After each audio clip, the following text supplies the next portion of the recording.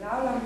Izjemno sem vesela, da ste se odzvali našemu povabilu, ker moram reči, da smo v 3 letih slabo, dobro leto je, odkar smo se nazaj ne videli, ko 45. obletnica šole in takrat smo imeli dolgoročne načrte 7 do 10 let, pa moram reči, da se nam zdelo v 2 letih skoraj da sami od sebe, nekaj smo morali tudi delati resnično.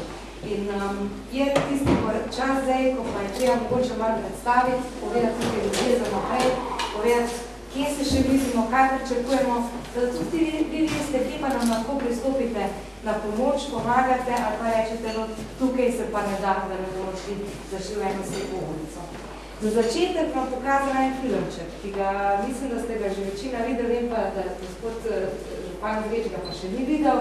Tako da, je tak, jaz sem ga že velikrat videla, pa mi vedno gre srce, pa predstavi točno tisto, kar se na naši šoli dogaja, tisto v bistvu.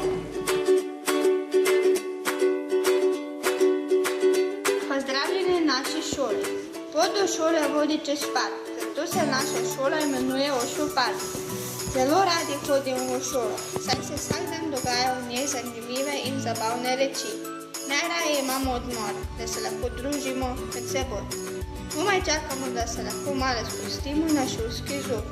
Učitelji se vsak dan trudijo, da se naučimo kaj pomembnega. Tudi matematika in slovenščina znati biti zanimivi.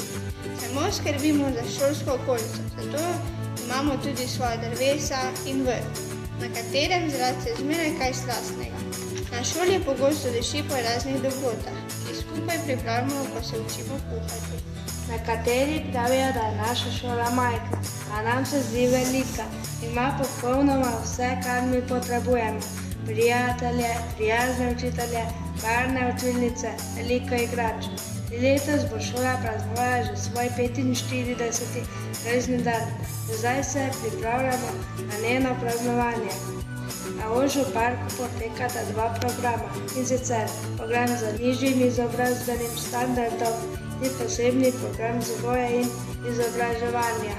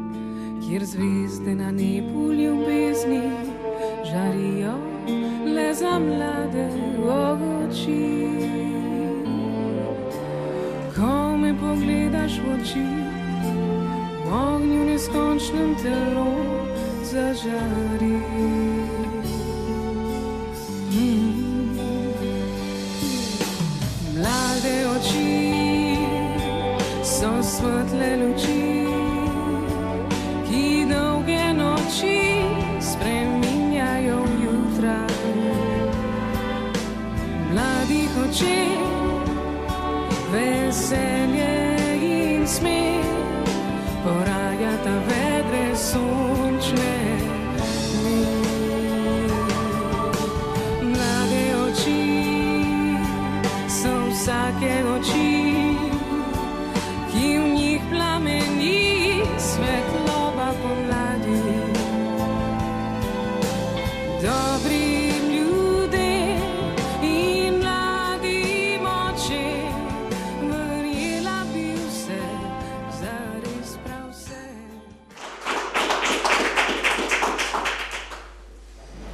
Torej, naša osnovna šola v parku,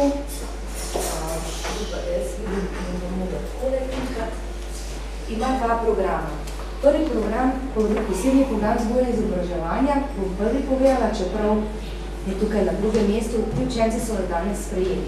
Oni so vam pripravili kavo, pripravili so mizo, vsak dan imajo tukaj kosilo in v bistvu njihov program obsega 6 stopenj, od 1. do 6. stopnje in učijo se življenje, vsakodnevnih stvari, kako funkcionirati v okolju, kako je to trgovino. Torej tistih čist osnovnih stvari, ki jih mi se naučimo mimo grede, ko odraščamo. Drugi program je pa nižji izobrazbeni standard, to pa je od 1. do 9. razreda program osnovne šole, ki pa ima nižje cilje zasleduje in tudi otroci se potem lahko pišejo v poklicno šolo in pridejo tudi do poklica. Imamo 4 oddelke letos, enega več kot lani in sicer na nižjem izobrazbenem standardu. Imamo 5 učencev v prvi skupini, to so učenci 2., 4. in 5. razreda in ti učenci so iz občine Slovenske Konjice. V drugi skupini, ki obiskujejo učenci 8. in 9. razreda, so 3 učenci Slovenskih Konjic, en učenec pa iz občine Šentjur. V posebnem programu vzgoje in izobraževanja imamo letos 2 skupine, prva in druga stopnja sta 2 učenca iz Slovenskih Konjic in 2 učenca iz občine Zreče.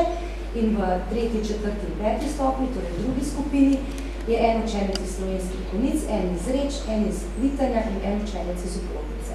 Tako da skupaj imamo letos 19 otrok, en učenec je šel pisal sredi leta, ko smo imeli pa mi dobra leta, je bilo pa na šoli največ nekje 106 otrok iz vseh teh 3 občin. Potem pa je število začelo počasi upadati, en razlog je verjetno tudi inkluzija, ki se je začela uvajati v šole, druge razloge smo pa mi potem tudi začeli iskati, ker je leta 2007 je število otrok padlo na 22, takrat je šola izgubila status samostojne šole, ostala podružnična šola osnovne šole v Podgoru in seveda 2009 je razpadla mobilna služba, to pomeni, da so se specialni pedagogi, ki so bili prej zaposleni tukaj in so tukaj hodili po šolah, so se zaposlili po šolah in so ostali tam. S tem se je nekako presekal pretok informacij med šolami, med rednimi osnovnimi šolami, vrtci in med nami. 2014 smo imeli upisanih samo še 14 učencev in to je bil en alarm, ker pri 11 učencih je obstoj šole ogrožen. Imeli smo samo 3 kombinirane oddelke, danes, kot sem rekla, jih imamo 19, za drugo leto zagotovo prideta še 2.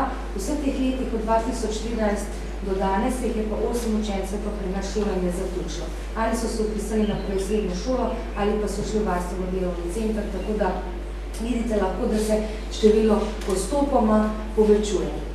Seveda, ko smo mi videli, kaj se nam dogaja, da za te naše otroke mogoče ne bo prostora, smo mogli pogledati na razostanje. Vse leta smo ponujali različne aktivnosti in sodelovanje s krajem, ki so dejansko bistveno bolj bogate kot tisto, kar ponujajo redno osnovne šole. To velja za vse šole s prilagojenim programom v Sloveniji. Prvič, da se potrudimo najti sredstva, zato ker veliko otrok prihaja socialno ogroženega okolja, drugič zato, da se jim ponudi čim več aktivnosti, pa tudi, če treba enega učenca peljati na tekmovanje na Jesenice, se ga pelja, se plača spremljevalce in potne stroške. Ker če je tisti učenec uspešen na področju plavanja ali pa tehnike, je treba to močno področje njegovo gojiti in je treba dati občutek, da je on sposoben. In s tem, ko se razvije in tudi v okolje lažje vključuje. Tako da vse to se je že prej ponujalo. Dodatno zdaj 4. leto vodimo učence na Mirno morje, to je en tak socialni projekt, en zelo velik iz različnih evropskih držav, pridejo učenci in jadrajo teden. Peljali smo našo Veroniko na specialno olimpijado in vsako leto grejo v šolo v naravi, kar nam dejansko omogočajo razna društva, podjetja, Rdeč križ, vedno se lahko na njih obrnemo in mrežo, vedno tudi priskočijo na pomoč. Sodelujemo pa tudi s podjetniki. Svečarstvo, Leski, Mizarstvo, Tajnikar sta 2 podjetji, ki vsako leto vzameta naše otroke po 1 uro na teden na prakso. Je že tukaj tudi problem zakonodaja, ker za to 1 uro na teden moramo mi za celo leto zavarovanje plačati. Tako da na zakonodajnem področju, a veste, se srečujemo z ogromno nekimi težavami, ki pa posledično prizadenejo tudi občinske proračune. Dobro, to zavarovanje mogoče ne, ampak kaj drugega boste pa potem ugotavljali. Letos smo pa začeli tudi z Lambertovim domom sodelovati, nižji izobrazbeni standard je kar en teden pri njih preživel en tak delovni teden, delali so v pralnici, pomivalnici, družili so se z varovanci. En učenec oziroma učenka pa hodi enkrat na teden na delovno prakso, letos naprej. Tako da se nam ta mreža širi, želeli bi si pa imeti širšo mrežo podjetnikov. Imamo tudi inkluzijo. Ne glede na to, da se nam je na nekih področjih v osnovni šoli izkazala kot slaba, nemogoča zaradi tega, ker prvič so učitelji usposobljeni, ker otroci ne obvladujejo programa, po drugi strani pa mi izvajamo inkluzijo, ki je dober program, primerjene dobre prakse. In sicer to je delovna praksa, ki sem vam omenila, pa prehajanje med programi. Pred leti je cela skupina učencev prehajala pri tehničnem pouku v redno osnovno šolo in z učenci iz redne osnovne šole imela tehnični pouk. Organizacijsko pač z urnikom se je treba malo potruditi, ampak se da. En učenec iz 8. razreda obiskuje multimedijo, izbirni predmet za 8. razredi s fanti iz naše matične šole letos. Na deklico smo 2 leti vključevali v solo petje v glasbeni šoli in naša Veronika hodi iz posebnega programa vzgojnega izobraževanja, prehaja k angleščini v nižji izobrazbeni standard, ker je to močno področje. To pomeni, da vsakega otroka se individualno obravnava in se res išče, kako bi ga čim više lahko pripeljali. In seveda to, kot sem rekla, z raznimi tekmovanjami, pa jim tudi krepimo samo podobo. Mi, ko smo se leta 2013-2014 dol usedeli, smo bili mogoče res ugotavljali, da imamo veliko slabosti in primanjkljaja. Eno je bilo, da ni povezave z vrtci in šolami, da ni mobilne službe, da se je takrat kar precej delavk upokojilo in da strokovnih pedagogov ni bilo na trgu, tudi zdaj imamo težave s tem, da ni ustreznega kadra, da ne moremo ponuditi zdravstvenih storitev, torej logopeda, delovnega terapeuta in fizioterapeuta ponudita tako osnovna šola Blazija Celje kot osnovna šola Minke Namestnik v Slovenski Bistrici, da ni prepoznavnosti v kraju, da se te šole drži stigma, da je to posebna šola, da imamo nizko število učencev in da nam to tudi ni v neko korist in seveda, da nismo konkurenčni zaradi vsega tega, kar smo povedali. Zato smo se odločili in smo rekli, nekaj bomo mogli narediti, kaj bi naredili, postavili smo najprej vizijo in rekli, da zelo tako visoko leteče, vlagali bomo kvaliteto in opremo, poskušali bomo zaposlitveno obdržati v našem kraju, torej in ponuditi nekaj več, da se bomo izplačali pri nas ostati, da bi začeli z mobilno službo po celotni vertikali, začeli sodelovati z drugimi inštitucijami, kot je zdravstveni dom, kot je laboratorij, kot je Trebnik, kot so vse neoplicah celo mrežo, ki bi jo lahko povezali in da bi bili kot en center za svetovanje, ne samo starše, tudi šola, tudi vrtce, tudi učiteljem posameznikov, za posamezne primere, na katerih se srečujejo v šolah. Seveda to je pa vse povezani potem tudi z izobrazbo, pa z izkušnjami zaposlenih, pa zopet s tem, da je kadra pa premalo. Ampak kljub temu smo rekli, nekaj treba začeti in smo začeli tako, da smo naredili dolgoročni razvojni načrt. Prvi je bil ta, da smo se vključili v inovacijski projekt, drugi smo začeli zbirati sredstva za multisenzorno sobo, to zgodbo poznate. Odločili smo se, da je treba šolo obnoviti. Vključevati smo začeli terapevtskega psa tudi v programu osnovne šole v Parku. Začeli smo najprej na osnovni šoli pod Goro, bili smo ena izmed 3 šol v Sloveniji, ki smo prvič začeli s to inovacijo. Rekli smo, da je potrebno dati poudarek na izobraževanje zaposlenih, na boljše sodelovanje s starši, kot sem rekla, vzpostaviti stik z vrtci in šolami, zdravstveni kader, povečati pestrost ponudbe, povečati prepoznavnost šole in ustvariti eno mrežo podjetij. In prvi korak, ki smo ga naredili, je bil v bistvu inovacijski projekt. Za šole iz Velenja smo se prijavili v sodelovanju z Zavodom za šolstvo leta 2015, postavili ene cilje, ki vključujejo vse to, kar sem vam zdaj v bistvu razlagala, tako da jih ne bom brala, ampak bistveno bilo pa to, kako iz obstoječega okolja, ki ga mi imamo, ne z nekimi pretiranimi stroški ali pa z nekimi pretiranimi kadrovskimi spremembami, povezati med seboj različne inštitucije s tem namenom, da bi otroke lahko bolj celostno spremljali, pa jih bolj opremili za življenje. In to v našem kraju. Seveda smo se zastavili, kako naj bi ta strokovni center izgledal, imeli naj bi vzgojo, izobraževanje, svetovanje in raziskovanje.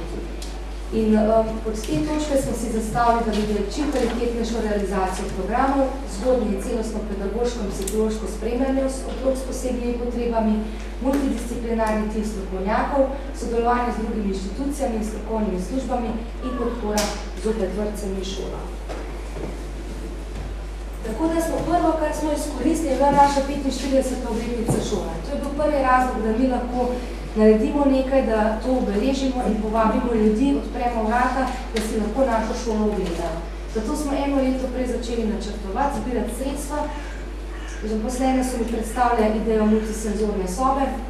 Jaz sem to malo raziskovala, kaj so dobri učinki, šla sem po drugih šolah pogledati, da sem se malo pozanimala, ugotavljala, da to mogoče bi pa res bila ena stvar, ki jo mi potrebujemo in da dejansko za to prostore imamo, ker kuhinja, ki je nehala obratovati leta 2009, je stala prazna za vso opremo in dejansko so se note nabirala krama plačevine in slaba energija. Tako da smo šolo podelili, namreč v izjavah, ki ste jih dobili, tukaj imate tudi v mapicah pripravljene brošure izjave, to je za novinarje, kot tudi za vas, da si lahko tako natisneno preberete, če lahko predstavljate, kako je staršu, ko ugotovi, da njegov otrok ne zmore obiskovati redne osnovne šole. In potem, ko ga ti prepričaš, da je treba stopiti v naše prostore in je to vse sivo in vse staro, je zelo težko opraviti pot čez eno zatemnjeno garderobo, tale hodnik, desno, še temnejši hodnik do naše svetovalne službe. En razlog, da lahko ta strah prebiram, je tudi ta, da ko se začnemo ti pogovarjati, smo naredili eno tako zloženko, ki jo staršem damo zato, da si lahko v miru doma pogledajo. Drugi korak smo naredili letos, ko smo naredili povezavo, da je lahko virtualni sprehod po šoli. Torej, starši lahko od doma grejo in se po šoli sprehodijo in imajo vso anonimnost za sebe in vse čustva, ki jih takrat občutijo, če nik drug ne vidi, kot pa samo oni. Tako da začeli smo s tem, da smo preverili, osvežili, da smo v prostorih šolske kuhinje naredili 3 prostore, enega smo namenili kopalnici s previjalnico, enega smo namenili multisenzorni sobi, za enega smo pa upali, da bo enkrat mogoče 5, 6, 7, 10 let nastala gibalnica, ko bomo imeli sredstva. Tako da potem, ko smo s pomočjo donatorskih sredstev, Lažurov odgovor, pa za dražbo in kupenimi aktivnosti čez celo leto zbrali 10 000 evrov in opremili tisto senzorno sobo, smo bili zelo ponosni in smo tudi lahko potem na otvoritvi pokazali. Takrat se je pa kar za enkrat začel kolo obračati in moram reči, da se še kar obrača in mi zraven njega moramo teči in to tudi razlog, zakaj smo vas poklicali, ker drugače boste tudi vi malo z nami tekali zdaj počasi. Poklicali so nas ŽK1 in rekli, da bi radi vložili, da bi nam nekaj pomagali, da imajo en projekt socialni na svojem podjetju in tako je nastala učilnica na prostem. Če se spomnite Marija, ko smo se enkrat pogovarjali, sem vam jaz rekla, da so to ene take sanje, mogoče če enkrat tako. Stik smo dobili preko društva Tačke pomagačke z eno fundacijo v Švici in pripravili program, projekt za gibalnico in dobili lani meseca junija sredstva za gibalnico, tako da v bistvu smo mi letos tam in decembra med gibalnico opremljeno narejeno. In v tem času v jeseni se je podjetje ŽK1 ponudilo in nam naredilo še WC za invalide. Tako da kar naenkrat so se stvari odprle in s tem, s pomočjo teh donatorskih sredstev smo preko 46 000 evrov zbrali in tudi v to šolo vložili. Nekaj smo vložili sredstva amortizacije občin, nekaj pa tudi svoje glasne sredstva. Tako da, ampak tisto, kar je bilo nadstandard, je dejansko bilo iz donacije. Potem je bil naslednji korak izobraževanja zaposlenih. Multisenzorna soba zahteva določena znanja, prav tako pa zahteva določena znanja strukture otrok, ki jih imamo. Različno je, če ima en Downov sindroma, če ima motnjo avtističnega spektra ali karkoli drugega, zato so potrebne posebne tehnike, ki se jih je tudi potrebno priučiti. Iz tega razloga smo začeli prijavljati na evropske projekte, Erasmus+, in do zdaj smo dobili 2 projekta, prijavili smo zdaj še enega in smo naše udeleženke poslali na uporabo multisenzorne sobe, tam so šla tudi jaz zraven, da sem videla, kaj so vse možnosti, kaj se da narediti. Tam so tudi videla gibalnico, zakaj so te stvari za otroke dobre. Potem so še tudi udeleženke v šolo Snowflake, tukaj zelo priznana privat šola v Londonu, kjer so imeli 14-dnevno usposabljanje in so se učile metodo ABA in VEBE, to je metoda, ki jo deli z avtisti. 3 udeleženke so šle v Paddock School, to je javna šola v Londonu, kjer so se naučile metode Teach and Text. In seveda načrtujemo še 5 mobilnosti na ABA center v Rimu. Ena delovka se posebej izobražuje v tej smeri za delo za avtisti in tudi naša želja je, da bi vsak strokovni delavec imel eno področje, na katero je specializiran, tako da bi to svetovanje lahko res zaživelo. Da če pridejo starši z otrokom k nam, da mu ta delavec lahko pomaga, ali če ga šola ali vrtec pokliče, da on pride tam in vzpostavi eno strukturo dela s tem otrokom. Načrtujemo pa še 2 mobilnosti in sicer na Slovaško, 4 udeleženci zopet za uporabo gibalnice pravzaprav in 3 udeležence na Dansko oziroma nekje v ene severne države, da si pogledamo, kako oni delajo inkluzije. Samo za izobraževanje naših zaposlenih, tukaj smo v teh 2 letih namenili 37 000 evrov, plus tega, da se izobražujejo še na tistem področju, kar jim nudijo ustanove po Sloveniji. Seveda so mi pa potem posledično rezultati zaradi tega zelo dobri.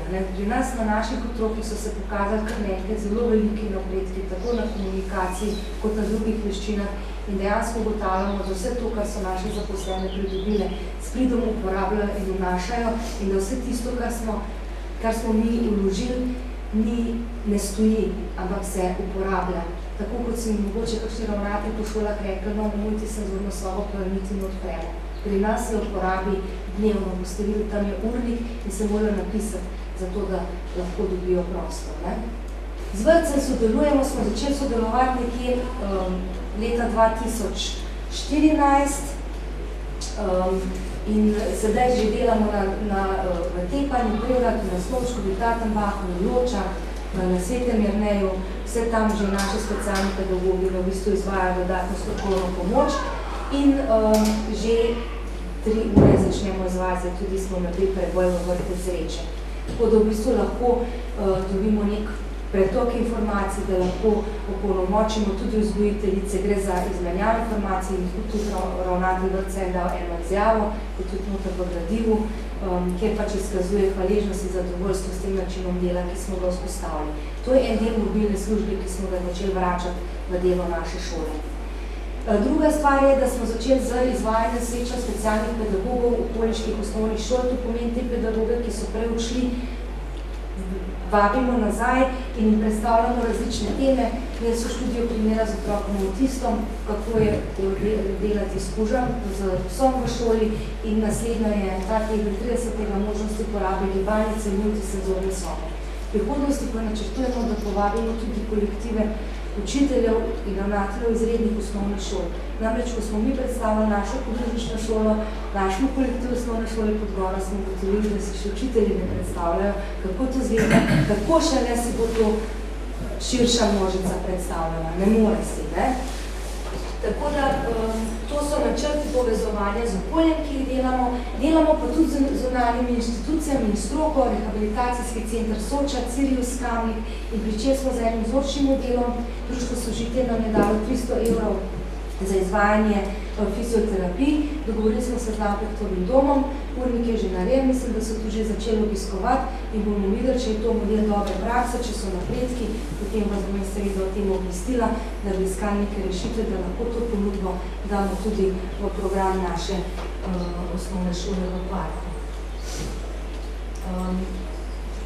In seveda, če zdaj pogledamo nazaj, kaj vse smo obklukali, s tem ta dolgoročni načrt je naredil zdaj en tak cel krog in na to smo lahko izjemno ponosni. Edino, kjer se nam še lomi, je zdravstveni kader, avtomatično se je povečala prepoznavnost šole, pestrost ponudbe in mreža podjetij. Tukaj smo še šibki, ampak tako kot sem rekla, kolo se vrti, mi tečemo zraven in marsikaj mora počakati, zato da pride čas. 6% populacije je tiste, ki bi moglo biti na naši šoli.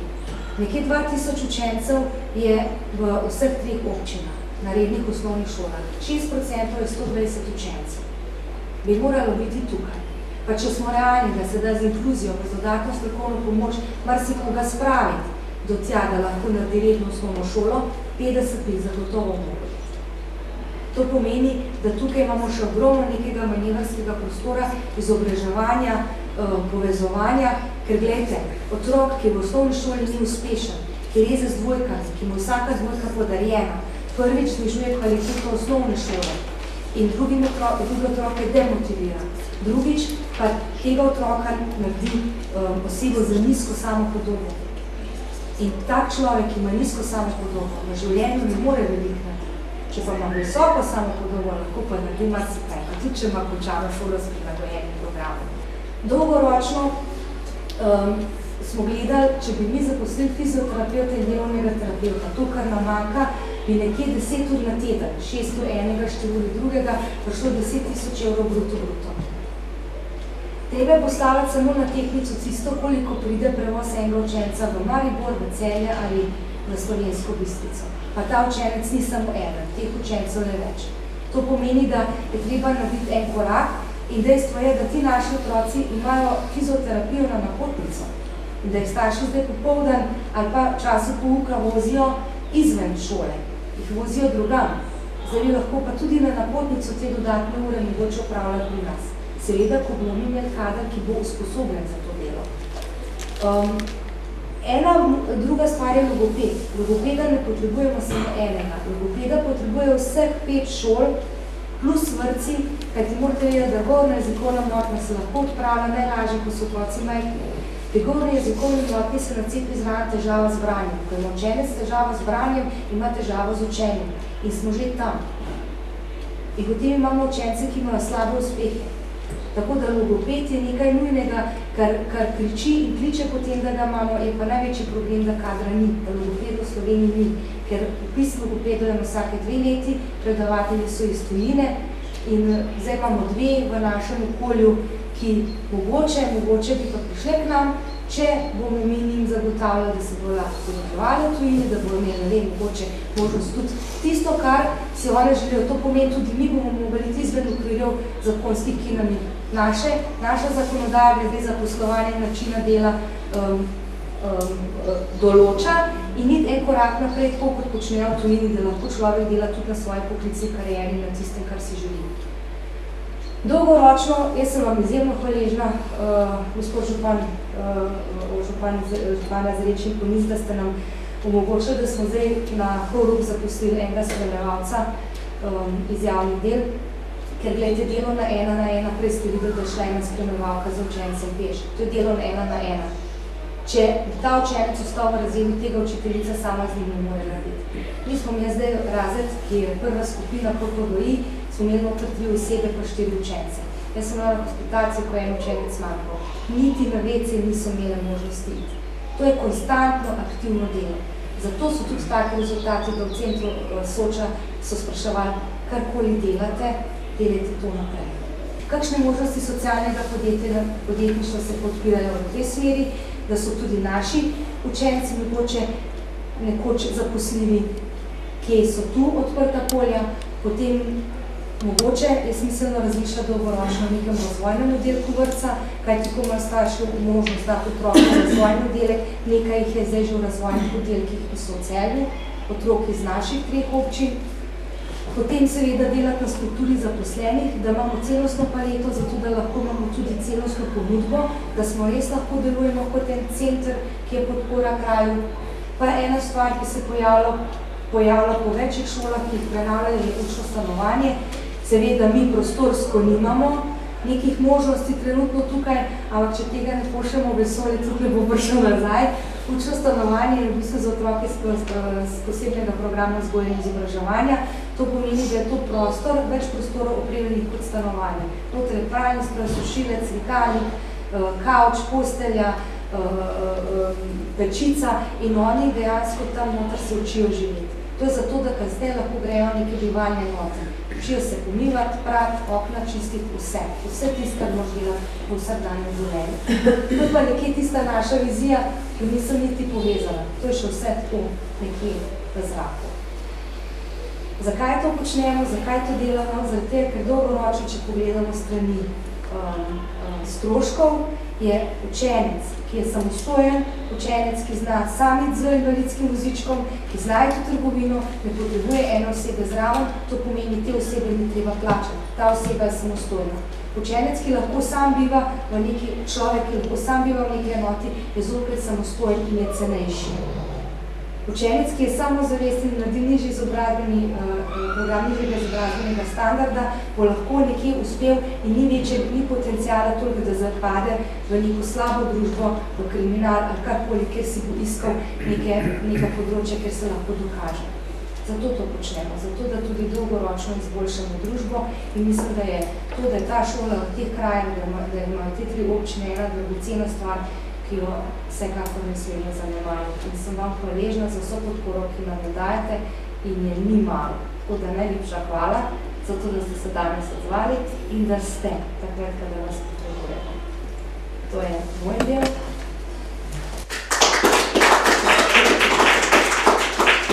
Ponedeljek 27. marca 2017 so šolo v parku, podružnico Osnovne šole Podgor, obiskali župani Konjiške, Zreške in Vitenske občine, Miran Gorinšek, Boris Podvršnik in Mirko Polutnik, ki so tudi ustanoviteljice šole in si ogledali njihove najnovejše pridobitve. Zbrane goste je uvodoma nagovorila ravnateljica Darja Ravnik in jim predstavila utrip življenja in dela na šoli, njeno delovanje in vizije za prihodnje delo. V 2 letih so izvedli nekaj posodobitev v želji za čim bolj kakovostno obravnavo učencev in na drugi strani izboljšali tudi ponudbo storitev in izdelkov staršem učencev na šoli.